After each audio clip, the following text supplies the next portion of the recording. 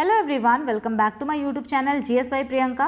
और आज के इस क्लास में हम एसएससी सीपीओ 2023 में जीके में जितने भी हिस्ट्री के क्वेश्चन बने थे उसको डिस्कस करेंगे। और ये बहुत ज़्यादा इंपॉर्टेंट है, क्या पता क्वेश्चन फिर से रिपीट हो जाए, क्योंकि जो फेमस क्वेश्चंस होते हैं ना वही पूछे जाते हैं। आई होप आपके लिए ये वीडियो हेल्पफुल रहेगी, तो आप इस वीडियो को लास्ट तक देखिएगा। ये यहाँ पर थोड़ा सा कट गया, आप इस पर ध्यान मत दीजिएगा। क्वेश्चन से स्टार्ट करते हैं। Question number 1, Which of the following governor generals under the British rule in India professionalized, bureaucratized and Europeanized the administration of East India Company? तो ईस्ट इंडिया कंपनी का जो एडमिनिस्ट्रेशन था उसको प्रोफेशनलाइज किसने किया शॉर्टकट में? तो राइट आंसर यहाँ पे है लॉर्ड कॉर्नवालिस। आप यहाँ से ये भी याद रख सकते हैं कि ये फर्स्ट गवर्नर जनरल था जिसकी डेथ इंडिया में हुई थी। फर्स्ट गवर्नर जनरल जिसकी जो डेथ है वो इंडिया में हुई थी। Next question, during the British rule in India, which one of the following governor generals devised the doctrine of lapse, a policy of annexation? तो किस गवर्नर जनरल ने हड़प नीति लेकर के आया था? तो राइट आंसर यहाँ पे है लॉर्ड डलहौजी। फर्स्ट स्टेट कौन सा था जो डॉक्ट्रिन ऑफ लैप्स के अंदर एनेक्स किया गया था? तो राइट आंसर था यहाँ पे सतारा, और इसको इन लोगों ने एनेक्स किया था 1848 में। झांसी भी आप याद रखेंगे, इसको इन लोगों ने एनेक्स किया था 1853 में। जयपुर एंड संबलपुर को भी इन लोगों ने एनेक्स किया था 1849 में। ये ज़्यादा इंपॉर्टेंट है, ये बहुत ज़्यादा इंपॉर्टेंट है। Next question, Tansen the famous musician often सैंग in the court of which ruler? इसमें पूछा गया तानसेन जो हैं फेमस म्यूजिशियन, ये किसके कोर्ट में रहा करते थे, किस रूलर के? तो राइट आंसर यहाँ पे है ऑप्शन डी, अकबर के कोर्ट में। सीजीएल 2023 में क्वेश्चन पूछा गया था कि तानसेन का इंस्ट्रूमेंट, तो इनका जो इंस्ट्रूमेंट है वो है रबाब। आप यहाँ से ये भी याद रखेंगे, इम्पॉर्टेंट है ये भी, रबाब। तो हम इसमें सारे इंपॉर्टेंट क्वेश्चन ही कर रहे हैं। Which ruler of the Chahamana dynasty made the Ajmer his capital? तो चौहान डायनेस्टी के किस राजा ने, किस किंग ने अजमेर को अपना कैपिटल बनाया था? राइट आंसर होगा ऑप्शन ए, अजय राज। इन्होंने ही अजमेर को जो है इस्टेब्लिश किया था, अजमेर को इन्होंने ही इस्टेब्लिश किया था। और अजमेर को हम जानते थे अजय मेरू के नाम से पहले, Ajay Meru. Next question, who among the following was the last Mauryan ruler and was killed by his commander in chief? तो मौर्यन डायनेस्टी का लास्ट रूलर पूछ रहा है कौन था? तो राइट आंसर है यहाँ पे बृहद्रथ, और इनको जो है इन्हीं के कमांडर थे पुष्यमित्र सुंग। इन्होंने इनको मार करके अपनी जो है सुंग डायनेस्टी इस्टेब्लिश की थी। तो आप इसको याद रखेंगे। नेक्स्ट क्वेश्चन जो है देखने में बड़ा लग रहा है बट बहुत ही सिंपल है ये, तो आप पहले इसको पढ़िए। Consider the following statements regarding the Indo Greeks. Indo Greeks के रिलेटेड ये सारे स्टेटमेंट हैं। पहला, the most celebrated Indo Greek ruler was Menander, मतलब मिनांडर जो है बहुत ज़्यादा फेमस इंडो ग्रीक रूलर थे। ठीक है, ये सही है। Menander has been identified with king Milind mentioned in the famous Buddhist text Milind Panho. Menander जो है वो मेंशन किया गया उनको बुद्धिस्ट टेक्स्ट मिलिंद पन्हो में मिलिंद के नाम से। थर्ड स्टेटमेंट है, Milind Panho contains philosophical question that Milind asked Amrapali. Fourth question है यहाँ पे, impressed by the answers Milind accepted Buddhism as his religion. तो देखिए यहाँ पे जो है सारे स्टेटमेंट तब तो सही लग रहे हैं, लेकिन मिस्टेक सिर्फ ये है, यहाँ पे ये गलती है। यहाँ पर इन्होंने जो मिलिंद पन्हो ने क्वेश्चन पूछे थे वो उसके बाद जो उनको आंसर मिले उसकी वजह से इम्प्रेस होकर उन्होंने बुद्धिज़्म अपना लिया। तो यहाँ पे गलत बस ये लिखा हुआ कि आम्रपाली से नहीं पूछा था इन्होंने, नागसेन से पूछा था। ठीक, तो आप ये भी याद रखें कि क्या पता अगली बार किसी और टेक्स्ट में या किसी और ऑप्शन में गलती दे दे। तो यहाँ पे हैं आपके ऑप्शंस, तो तीसरा गलत था, तो ये भी आंसर नहीं हो सकता, ये भी नहीं हो सकता, ये भी नहीं, तो ये आंसर हो जाएगा right. Only 1, 2 and 4। Next question, under the regulating act of 1773 the king in council created a supreme court in which of the following places? इसमें पूछ रहा है रेगुलेटिंग एक्ट 1773 जो आया था उसके थ्रू सुप्रीम कोर्ट ओपन किया गया, कहाँ पे बनाया गया? तो राइट आंसर यहाँ पे हो जाएगा ऑप्शन डी, कलकत्ता में बनाया गया। तो कलकत्ता आप याद रखेंगे, ये बहुत ज़्यादा इंपॉर्टेंट क्वेश्चन है, पॉलिटी में भी ये क्वेश्चन बन सकता है। Next question, which of the following acts enacted by the British parliament provided for the establishment of a law commission for consolidation and codification of Indian laws. British parliament ने कौन सा act जो है बनाया था कि इंडिया में law commission बनाया जाए और जो लॉज वगैरह उनको कंसोलिडेट किया जाए। तो राइट आंसर यहाँ पे हो जाएगा ऑप्शन ए, चार्टर एक्ट 1883। तो यहाँ से आप एक्स्ट्रा इन्फॉर्मेशन ये भी याद करेंगे, चार्टर एक्ट 1833 को जो है Helena act, saint Helena act भी बोला जाता है। इसको सेंट हेलेना एक्ट के नाम से भी जाना जाता है। ये नई इन्फॉर्मेशन है, आप इसको भी याद रखेंगे, मे भी पूछ सकता है क्योंकि जीएस में तो कुछ भी पूछ लेता है कभी भी। नेक्स्ट क्वेश्चन है, who among the following Mauryan kings turn to Buddhism and its tenet of non violence after the Kalinga war. तो Kalinga war the most famous, अगर आपको ये याद है तो आप ये पूरा बिना पढ़े ही मार्क कर सकते हैं कि जो है अशोका थे, उन्होंने कलिंगा वॉर में जो देखा इतनी क्रूएलिटी वगैरह, तो उन्होंने बुद्धिज़्म अपना लिया। तो यही पूछ रहा है कि किसने अपना लिया था बुद्धिज़्म को कलिंगा वॉर के बाद, तो अशोका ने। और आप ये भी याद रखेंगे 261 BC में कलिंगा वॉर लड़ा गया था खारवेल और अशोका के बीच में, और ये जो मॉडर्न डे ओडिशा है कलिंगा उसी को बोलते थे। Next question, Prithviraj Raso an epic poem about life of 12th century king Prithviraj Chauhan was written by. तो पृथ्वीराज रासो जो है वो पृथ्वीराज चौहान के बारे में है, उनकी जो स्टोरी है। तो इसमें पूछा है कि इसको लिखा किसने है। तो राइट आंसर है यहाँ पे ऑप्शन ए, चंद बरदाई। यहाँ से आप ये भी बुक याद रख लीजिए कि अश्वघोष ने बुद्ध चरित लिखा था, अश्वघोष ने लिखा था बुद्ध चरित, और ये बुक जो है बहुत इंपॉर्टेंट है, कई बार एग्जाम में ये पूछा गया। Next question, the Vijayanagar kingdom was established by dash in 1336। तो यहाँ पे पूछा है कि विजयनगर किंगडम जो है कब इस्टेब्लिश किया गया या किसके द्वारा इस्टेब्लिश किया गया। तो राइट आंसर है यहाँ पे हरिहरन बुक्का। तो आप ना ये भी याद रखेंगे ईयर भी, क्योंकि क्या पता नेक्स्ट बार ये दे दे और आपसे ईयर पूछ ले, क्योंकि ऐसे ही होता है। और जो भी प्रीवियस ईयर क्वेश्चन करते हैं तो उनको इसी तरीके से बेनिफिट मिलता है, क्योंकि जो एक बार क्वेश्चन है दोबारा वही वो लोग आंसर में दे देते हैं और कुछ पार्ट मिस कर देते हैं।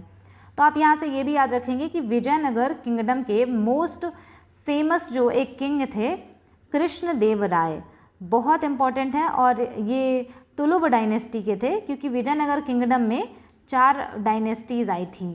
तो कृष्णदेव राय जो हैं बहुत इम्पॉर्टेंट हैं। इन्होंने ना एक सिटी बसाई थी, इन्होंने एक सिटी बसाई थी, एक शहर या एक टाउन कह लीजिए, नगलापुरम जो है ये इन्होंने बसाया था। इन्होंने अपनी मदर के नेम पे, इनकी मदर का नाम था नगला देवी, नगला देवी नाम था इनकी मदर का, तो उन्हीं के नाम पे इन्होंने ये नगलापुरम बसाया था। तो ये पूछ लेता है, और ये तुलुव डायनेस्टी के थे, तुलुव डायनेस्टी। तो ये भी इम्पॉर्टेंट है, आप यहाँ से याद रखेंगे। Next question, which of the following did not emerge as a result of disintegration of the Bahmani kingdom during the 16th century. तो यहाँ पे पूछा है कि बहमनी किंगडम जो है कि बाद में चल के 5 पार्ट में डिवाइड हो गया था, तो उसमें पूछा है कि इनमें से कौन सा नहीं था। तो 5 पार्ट पहले तो आप ये लिख लीजिए कि था कौन कौन सा। तो वो 5 पार्ट थे, बहमनी किंगडम जब 5 पार्ट में डिवाइड हो गया था तो उसमें था अहमदनगर, और उसके बाद आता है गोलकोंडा, अहमदनगर, गोलकोंडा, बीदर, बेरार एंड बीजापुर। तो ये 5 पार्ट में डिवाइड हो गया था Bahmani kingdom.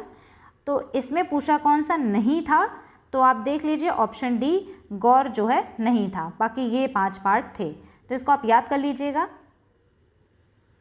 Next question, who among the following Mauryan king fasted to death and died at Shravanabelagola. तो श्रवणबेलगोला जो है वो कर्नाटका में है। पूछा कि कौन से किंग थे जिन्होंने जब तक उनकी डेथ नहीं हो गई तब तक उन्होंने जो है फास्ट रखा था, व्रत रखा था। तो राइट आंसर यहाँ पे चंद्रगुप्त मौर्य। कहा जाता है कि मगध में फेमाइन आ गया था, अकाल पड़ गया था, तो जनता के पास कुछ खाने के लिए नहीं था।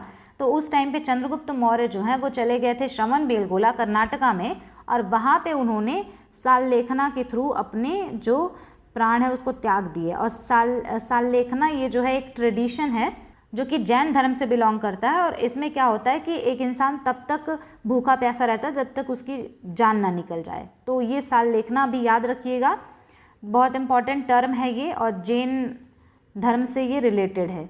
Next question, the arms act was passed in dash that prevented Indians from keeping arms without an appropriate licence. तो आर्म्स एक्ट पूछ रहा है कि कब जो है इसको पास किया गया था। राइट आंसर यहाँ पे हो जाएगा आर्म्स एक्ट जो आया था वो 1878 में आया था। इसमें जो भी ब्रिटिशर्स थे ना, उन्होंने इंडियंस को अलाउ ही नहीं किया था कि वो लोग गन बना सकें या कोई भी वेपन बना सके बिना गवर्नमेंट लाइसेंस के। तो arms act 1878 very famous question, CGL CHSL सब में पूछा हुआ क्वेश्चन है ये। नेक्स्ट क्वेश्चन है सोर temple of Mamallapuram was built by. यहाँ पे पूछा है कि सोर टेम्पल किसके द्वारा बनाया गया। तो यहाँ पे डायनेस्टीज का नाम दिया है। तो राइट आंसर यहाँ पे हो जाएगा आपका ऑप्शन बी, पल्लव डायनेस्टी के द्वारा बनाया गया। लेकिन अगर नाम पूछ ले तो नरसिम्हवर्मन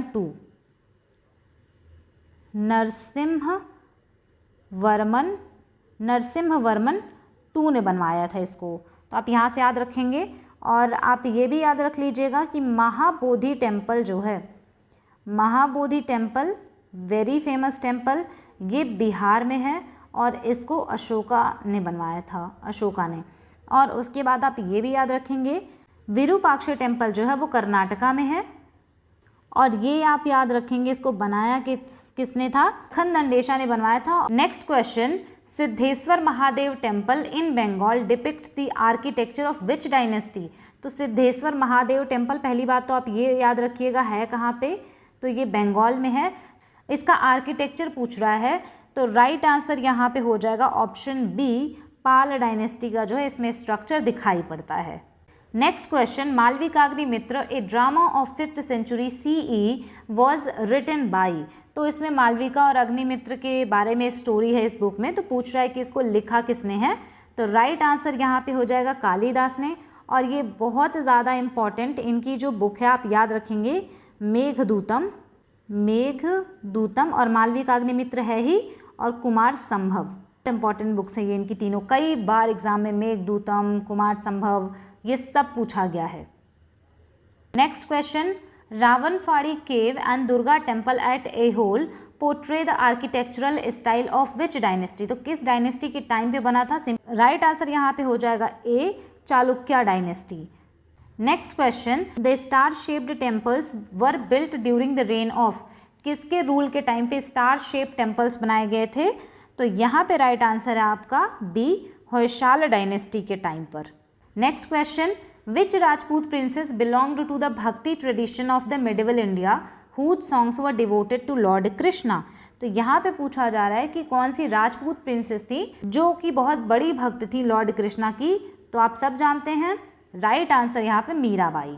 next question, which of the following indicates the system introduced by lord Cornwallis granting legal ownership of land to the zamindars in Bengal in order to get a fixed revenue by a fixed date। तो यहाँ पे right answer है the permanent settlement. अब देखिए यहाँ पे आपको याद रखना होगा कि ये जो कॉर्नवालिस है ना, ये ज़मींदारी सिस्टम लेकर के आया था टैक्स कलेक्ट करने के लिए। इसमें ये लोग जो ज़मींदार को कोई भी लैंड था उसको दे देते थे कि आप इस पर फिक्स अमाउंट का फिक्स रेवेन्यू हमको कलेक्ट करके देंगे फिक्स डेट पर। तो उसको बोला गया परमानेंट सेटलमेंट।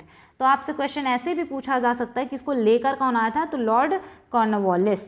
और यहाँ से आप ये भी याद रखेंगे महलवारी सिस्टम, ये सब टैक्स कलेक्ट करने के सिस्टम थे। महलवारी सिस्टम जो है इसमें लैंड लॉर्ड या ज़मींदार जो है वो रेवेन्यू या फिर टैक्स कलेक्ट करते थे। और अगर हम बात करें परमानेंट सेटलमेंट, तो वो हमने देखा उसमें फिक्स रेवेन्यू रेट था। और यहाँ पे जो है रेतवारी सिस्टम भी आपको याद रखना है, ये भी रेवेन्यू कलेक्ट करने का एक सिस्टम था।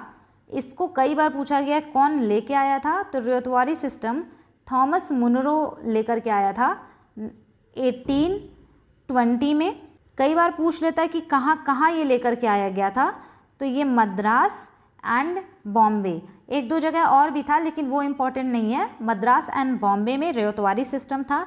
इसमें जो है डायरेक्ट जो है फार्मर से टैक्स कलेक्ट किया जाता था। डायरेक्ट जो है फार्मर्स से रेवेन्यू कलेक्ट किया जाता था। कॉर्नवालिस इसको 1793 में लेकर के आया था। और पूछ ले कहाँ कहाँ ये था, तो बिहार, बंगाल और उड़ीसा। बिहार, बंगाल और Orissa. Next question, Ashtadhyayi is a Sanskrit treatise on grammar written in the 6th to 5th century BCE by। तो अष्टाध्यायी ये जो फर्स्ट संस्कृत ग्रामर की बुक है एंड वेरी वेरी इंपॉर्टेंट, कई बार एग्जाम में पूछा गया है, तो पूछ रहा है कि इसको लिखा किसने है। तो राइट आंसर यहाँ पे है ऑप्शन नंबर बी, पाणिनि ने लिखा है इसको। Next question, which of the following was established by Jyotirao Govindarao Phule in 1873 to fight against idolatry and caste system। इसमें ये पूछा कि इसमें से कौन सा है जिसको ज्योतिराव गोविंदराव फुले ने इस्टेब्लिश किया था, जो मूर्ति पूजा है उसके और कास्ट सिस्टम से फाइट करने के लिए, उसके अगेंस्ट में फाइट करने के लिए। राइट आंसर यहाँ पे हो जाएगा सत्य शोधक समाज। तो आप यहाँ से ये भी याद रखेंगे कि इसको ज्योतिराव फुले ने इस्टेब्लिश किया था 1873 में। यहाँ से आप ये भी याद रखेंगे कि आर्य समाज को किसने इस्टेब्लिश किया था, स्वामी दयानंद सरस्वती। इन्होंने इसको बॉम्बे में इस्टेब्लिश किया था 1875 में। और यहाँ से आपको ये भी याद रखना है, प्रार्थना समाज, प्रार्थना समाज जो है इसको इस्टेब्लिश किया था आत्माराम पांडुरंग ने। और अगर पूछे कि कब इन्होंने इस्टेब्लिश किया था, तो 1867 में। ब्रह्मो समाज, ब्रह्मो समाज जो है इसको राजा राम मोहन रॉय ने इस्टेब्लिश किया था। और अगर पूछे कब, तो 1828 में। अगर पूछे कहाँ, तो आंसर आप मार्क करेंगे कैलकाटा में। तो यहाँ से आप इतनी सारी इंफॉर्मेशन याद रखेंगे। नेक्स्ट क्वेश्चन है, The tripartite struggle was between Gurjar Pratihar in North India, Palas in Eastern India and Dash in South India। तो tripartite struggle को हम 3 party struggle बोलते हैं। इसमें 3 डायनेस्टी थी जो आपस में लड़ गई थी, क्योंकि उस टाइम में कन्नौज बहुत बड़ा सेंटर हुआ करता था, बहुत इंपॉर्टेंट था। तो उसके लिए तो उसमें गुर्जर प्रतिहार थे नॉर्थ इंडिया से, पाल थे ईस्टर्न इंडिया से, और साउथ इंडिया से कौन सी डायनेस्टी इसमें थी, तो राइट आंसर यहाँ पे हो जाएगा राष्ट्रकूट। तो इन तीनों के बीच यानी कि प्रतिहार, पाल और राष्ट्रकूट के बीच में ट्रीपार्टाइट स्ट्रगल हुआ था। और अगर कभी भी पूछ ले कि इसमें जीता कौन था, तो प्रतिहार डायनेस्टी कहा जाता है, ये जीत गए थे। और किंग कौन थे, Nagabhata II, Nagabhata II। Next question, the servants of India society was the brain child of which of following leaders. ये जो सर्वेंट्स ऑफ इंडिया सोसाइटी है किसके दिमाग की उपज थी, तो राइट आंसर यहाँ पे हो जाएगा option C, Gopal Krishna Gokhale. Next question, wings of fire is the autobiography of. तो बहुत फेमस ऑटोबायोग्राफी पूछ रहा है, विंग्स ऑफ फायर किसकी जीवन कथा है, आत्मजीवन कथा है। तो राइट आंसर यहाँ पे हो जाएगा APJ अब्दुल कलाम का है ये। और एक आप यहाँ से ये भी याद रखेंगे, वेटिंग फॉर अ वीज़ा, ये भी ऑटोबायोग्राफी है और ये है BR अम्बेडकर की, भीमराव अम्बेडकर जी की। Next question, the Harshacharita is written in Sanskrit by. अब देखिए यहाँ पे क्वेश्चन पूछा गया है हर्षचरित किसने लिखी, तो राइट आंसर है बाणभट्ट, ये जो है उनके कोर्ट पोएट थे। Next question, in the interim government formed on 2nd September 1946, Liaquat Ali Khan was the in charge of। तो आप ये याद रखेंगे इनका नाम। नेक्स्ट क्वेश्चन है, the deliberations of the representatives at the 3rd round table conference was held during the later months of which year। इसमें simply पूछा गया कि 3rd राउंड टेबल कॉन्फ्रेंस जो है कब हुआ था, तो यहाँ पे राइट आंसर है ऑप्शन बी, 1932। देखिए 3 राउंड टेबल कॉन्फ्रेंस हुई थी, तो पहली हुई थी 1930 में, दूसरी 1931 में और तीसरी 1932 में। तो BR अम्बेडकर ने तीनों राउंड टेबल कॉन्फ्रेंस में भाग लिया था, क्योंकि ये भी पूछा हुआ क्वेश्चन है। Next question, which of the following organization was founded in Poona, Satara and other towns of Maharashtra that worked against Brahmanical orthodoxy and tried to reform Hinduism। तो कौन सा ये ऑर्गेनाइजेशन है जो फॉर्म हुआ था पूना महाराष्ट्र में? उन्होंने हिंदुइज्म को रिफॉर्म किया और ब्राह्मणिकल ऑर्थोडॉक्सी के खिलाफ लड़े। तो राइट आंसर यहाँ पे है ऑप्शन ए, परमहंस मंडली। और एक बार तो ये पूछा था कि ये बना कहाँ था, तो महाराष्ट्र में, तो ये भी आप याद रखेंगे। Next question, in which of the following years was the Muslim league formed? यहाँ पे पूछा जा रहा है कि मुस्लिम लीग कब बना था। ऑप्शन यहाँ पे 1906 में बना था ये। और अगर अब पूछे कि ये बना कहाँ पे था, तो ये बना था ढाका। ढाका कहाँ पे है? ये है बांग्लादेश का कैपिटल। बांग्लादेश का कैपिटल है ढाका, वहाँ पे मुस्लिम लीग बना था 1906 में। और अगर पूछे कि इसका फाउंडर कौन थे, तो Khwaja Salimullah. Founder I think पूछा नहीं है, बट पूछ सकता है। तो ख्वाजा सलीमुल्लाह जो है इसके फाउंडर थे। 1906 में बना, ढाका बांग्लादेश में बना। अगर आपको स्पीड स्लो लग रही होगी तो आप स्पीड थोड़ा सा बढ़ा लीजिएगा। नेक्स्ट क्वेश्चन है, who among the following was the successor of Mughal emperor Shahjahan to the throne? अब इसमें पूछ रहा है कि शाहजहां के बाद कौन आया था थ्रोन में मुगल एम्पायर पे। राइट आंसर यहाँ पे औरंगजेब, यानी शाहजहां के बाद ना औरंगजेब आया था। तो आप यहाँ से भी याद रख सकते हैं कि देखिए मुगल एम्पायर इस्टेब्लिश किया बाबर ने, बाबर के बाद हुमायूं आया था, मतलब आपसे आगे पीछे कुछ भी पूछ सकता है। फिर उसके बाद में आप याद रखेंगे अकबर, फिर उसके बाद में जहांगीर, फिर उसके बाद में शाहजहां, शाहजहां के बाद में औरंगजेब। और एक क्वेश्चन आप यहाँ से ये भी याद रखेंगे, वेरी वेरी इंपॉर्टेंट, कई बार पूछा है कि औरंगजेब, कई बार पूछ लिया है, ये सीजीएल में भी पूछा हुआ है कि औरंगजेब की डेथ कब हुई थी। तो 1707 में जो है डेथ हुई थी। तो ये भी बहुत इंपॉर्टेंट क्वेश्चन है। Next question, Tansen the music legend was a courtier in which of the following courts before coming to Akbar? यानी अकबर के कोर्ट में आने से पहले ये किसके कोर्ट में थे? तो राइट आंसर है यहाँ पे ये रीवा में थे। Next question, when was Khandesh merged into the Mughal empire by Akbar? तो ये एक फारूकी डायनेस्टी थी, तो खानदेश वही पूछ रहा है कि ये मुगल एम्पायर में कब मिला। तो यहाँ पे राइट आंसर हो जाएगा ऑप्शन नंबर बी, 1601 में। तो इसको बस आपको ऐसे याद रख लेना, बहुत अनएक्सपेक्टेड सा क्वेश्चन है। Next question, which of the following events took place in 1398? तो राइट आंसर यहाँ पे Timur's invasion of India. Next question, French possessions in India were restored after the, बहुत ज़्यादा इंपॉर्टेंट है ये मॉडर्न इंडिया में, battle of Wandiwash by the treaty of dash signed in the year 1763 between Britain and France. Battle of Wandiwash जो India में हुआ था वो ब्रिटेन और फ्रांस के बीच में हुआ था, मतलब फ्रांसीसी भी आए थे और ब्रिटिश भी आए थे, तो उनके बीच में ही हुआ था। और पूछा गया था आई थिंक सीजीएल 2019 या 20 में कि ये हुआ कब था। तो 1763 आप यहाँ से याद रखेंगे। लेकिन ये पूछ रहा है कि बैटल ऑफ वॉन्डीवॉश के बाद ट्रीटी कौन सी हुई थी?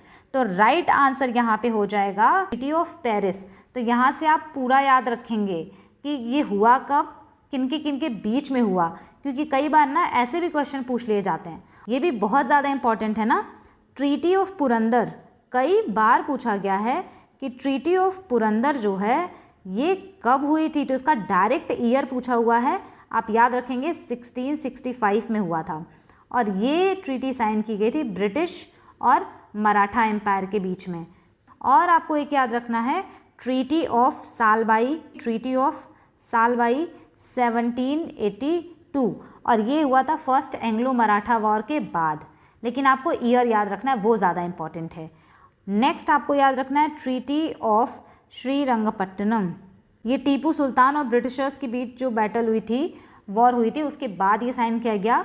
और ये ट्रीटी ऑफ सालबाई के 10 साल बाद यानी 1792 में साइन किया गया था। तो आप यहाँ से ये याद रखेंगे, ये सब पूछा हुआ क्वेश्चन है। नेक्स्ट क्वेश्चन है, tomb of Iltutmish was built in which year? Iltutmish का जो मकबरा है वो कब बना, मतलब किस ईयर में बना? तो राइट आंसर यहाँ पे हो जाएगा आपका 1235 AD। इल्तुतमिश जो है स्लेव डायनेस्टी का रूलर था।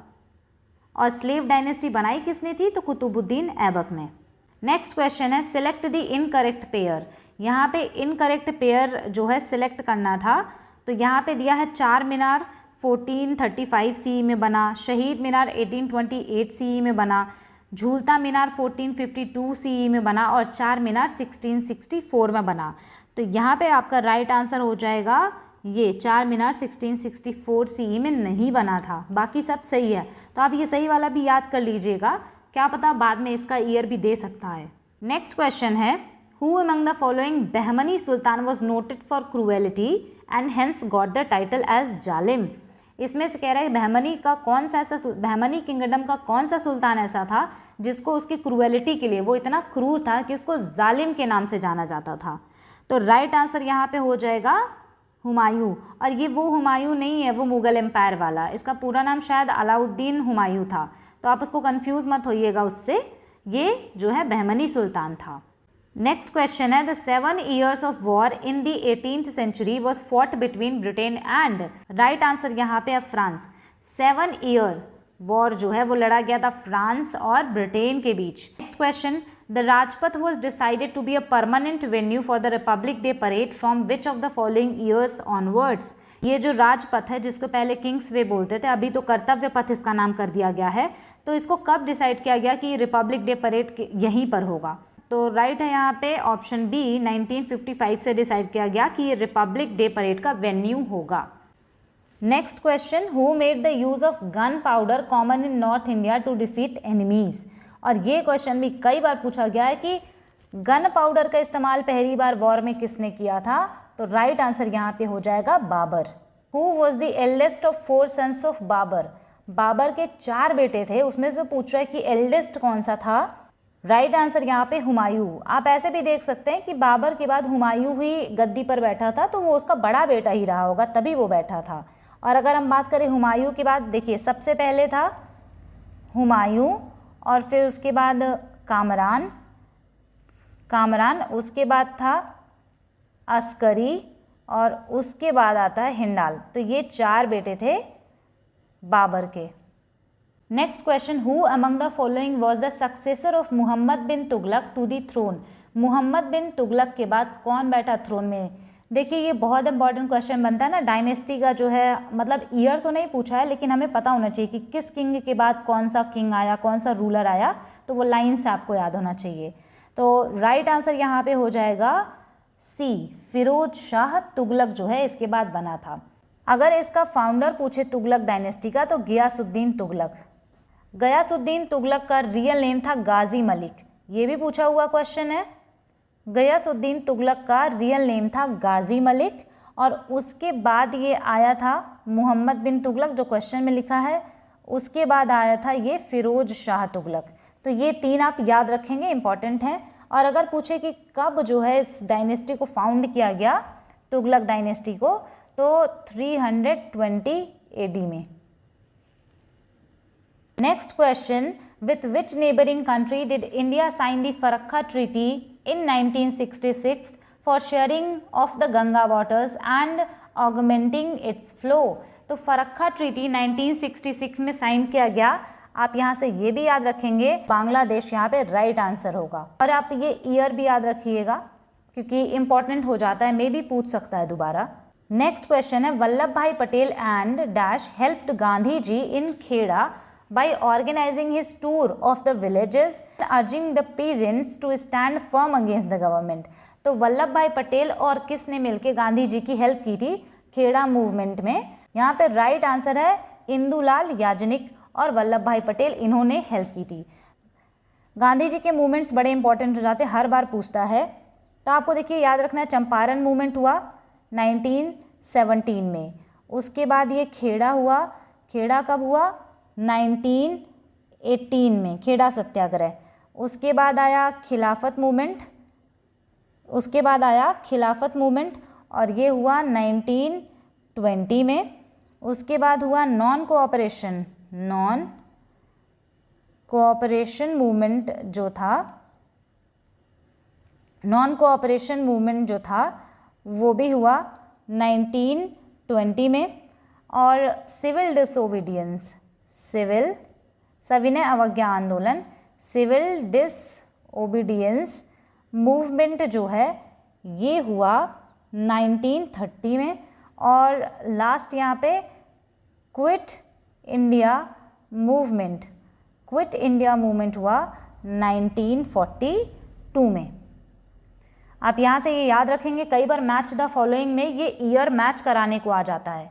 नेक्स्ट क्वेश्चन है Dhruvasena II is related to which of the following ruling dynasties. इसमें पूछ रहा है ध्रुवसेन II किस डायनेस्टी से रिलेटेड थे। Next question which of the following mosques और मस्जिद was build during the reign of Lodi dynasty of the Delhi सल्तनत। दिल्ली सल्तनत में जब लोधी डायनेस्टी थी तो कौन सा मस्जिद बनाया गया था। तो यहाँ पे राइट आंसर है मोथ की मस्जिद बनाया गया था। नेक्स्ट क्वेश्चन है the Delhi sultan who succumb to his injuries as a result of his fall from horse was. तो इसमें ये पूछा जा रहा कौन सा दिल्ली सुल्तान था जिसको मतलब चोट लग गई थी या उसकी डेथ हो गई थी उसकी वजह से, वो घोड़े से गिरने की वजह से। राइट आंसर यहाँ पे हो जाएगा कुतुबुद्दीन ऐबक। कहते हैं कि ये पोलो या चौगान उसको बोलते हैं, वो खेल रहा था तो हॉर्स से गिरने की वजह से इसकी डेथ हो गई थी। और कुतुबुद्दीन ऐबक ने जो है स्लेव डायनेस्टी इस्टेब्लिश की थी, slave dynasty. Next question Mohenjodaro site of Harappa civilisation is situated on the bank of which river. Mohenjodaro site जो है वो पूछ रहा है हड़प्पा सिविलाइजेशन में किस रिवर के किनारे सिचुएटेड थी। तो राइट आंसर यहाँ पे Indus river. Next question who was और were the founder of Theosophical Society. तो थियोसॉफिकल सोसाइटी जो है इसको पूछ रहा है कि किसने फाउंड किया था। HP Blavatsky and colonel Olcott. यहाँ से एक क्वेश्चन आप याद रखेंगे, फाउंडर कौन था, बहलोल लोदी। लोदी डायनेस्टी का फाउंडर बहलोल लोदी। और पूछे ये कब फाउंड किया, 1451 AD में। Next question who among the following leader founded the women's wing of Congress in 1940। Women's wing जो है कांग्रेस का 1940 में किसने बनाया था, किस लीडर ने। तो राइट आंसर यहाँ पे हो जाएगा सी, सुचेता कृपलानी। और इंडियन नेशनल कांग्रेस पे तो मैंने एक वीडियो बनाया है, INC का जितना भी इंपॉर्टेंट सेशन वगैरह हुआ था तो आप उसको भी देख सकते हैं।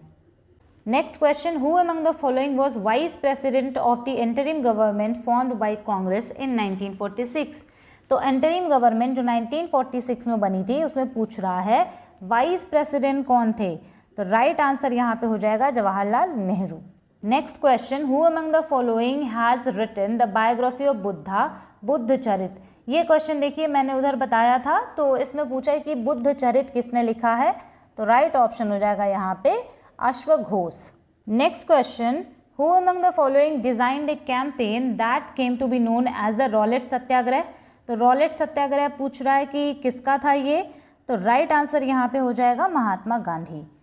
Next question the Lucknow pact was signed in dash by Congress and Muslim League to work in alliance for representative government। तो ये तो बहुत ज़्यादा इंपॉर्टेंट है, लखनऊ पैक्ट आपको याद रखना है क्योंकि इसमें जो है मुस्लिम लीग फिर से कांग्रेस के साथ जुड़ गई थी। इनके कुछ डिफरेंसेस हो गए थे लेकिन बाद में ये लोग फिर साथ में आए। तो लखनऊ पैक्ट पूछ रहा कब साइन हुआ, तो आपको इसका ईयर याद रखना है 1916 में। Next question who among the following was not associated with प्रार्थना समाज। अब इसमें पूछ रहा प्रार्थना समाज से कौन रिलेटेड नहीं थे। राइट आंसर यहाँ पे होगा मोतीलाल नेहरू, क्योंकि गोविंद रानाडे, आत्माराम पांडुरंग और RJ भंडारकर रिलेटेड थे प्रार्थना समाज से, लेकिन ये मोतीलाल नेहरू जो हैं ये रिलेटेड नहीं थे। Next question who among the following Bahmani sultan transferred his capital from Gulbarga to Bidar. Gulbarga से बीदर जो है किसने कैपिटल ट्रांसफ़र की थी। तो राइट आंसर हो जाएगा Ahmad Shah. Next question which of the following is the autobiography of the first Indian president doctor Rajendra प्रसाद।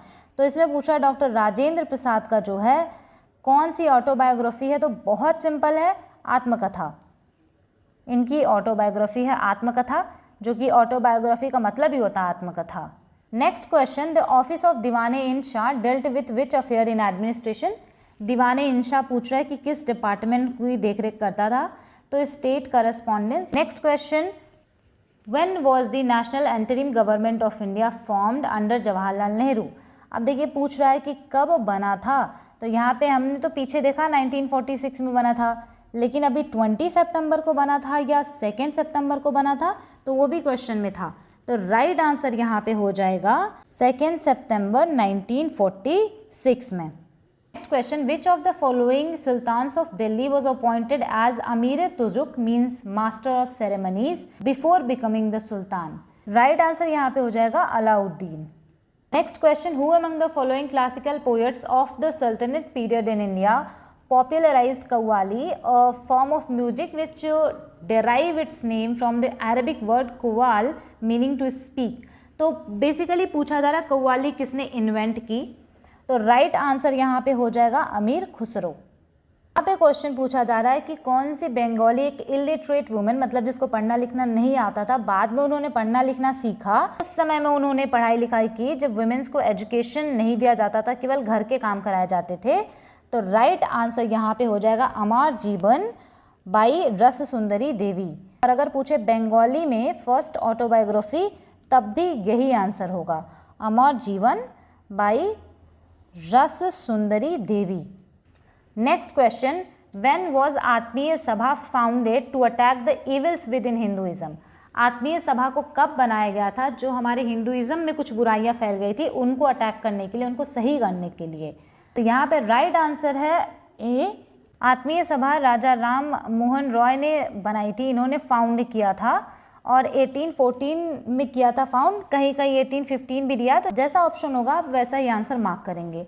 और अगर पूछे कहाँ पर बनाया था तो कैलकाटा में बनाया था. नेक्स्ट क्वेश्चन है, बस खत्म ही होने वाले हैं, 2-4 क्वेश्चन और है. Who succeeded Alivardi Khan as nawab of Bengal? Alivardi Khan के बाद बंगाल का नवाब कौन बना?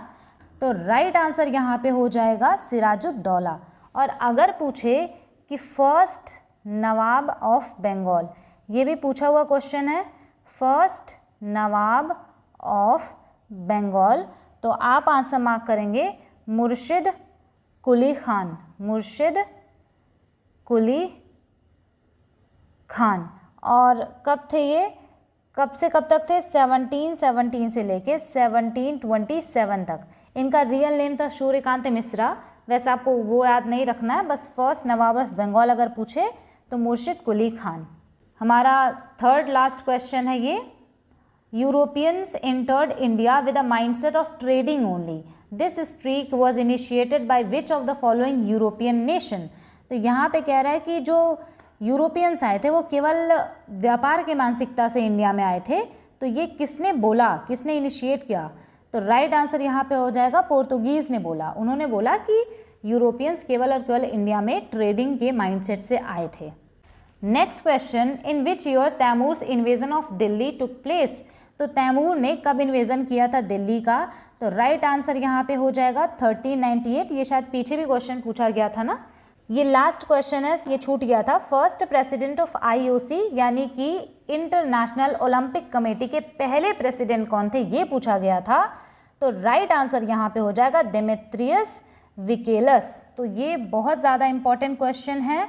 फर्स्ट ये IOC प्रेसिडेंट थे कब? 1894 से लेकर के 1896 तक. तो 70 क्वेश्चन SSC CPO में 2023 के Tier 1 में हिस्ट्री से पूछे गए थे. तो ये मैंने सारे क्वेश्चन इकट्ठे करके कंपाइल करके आपके लिए ये वीडियो बनाई है. आई होप आपके लिए ये वीडियो हेल्पफुल रहेगी. Thanks for watching. Stay tuned, keep learning.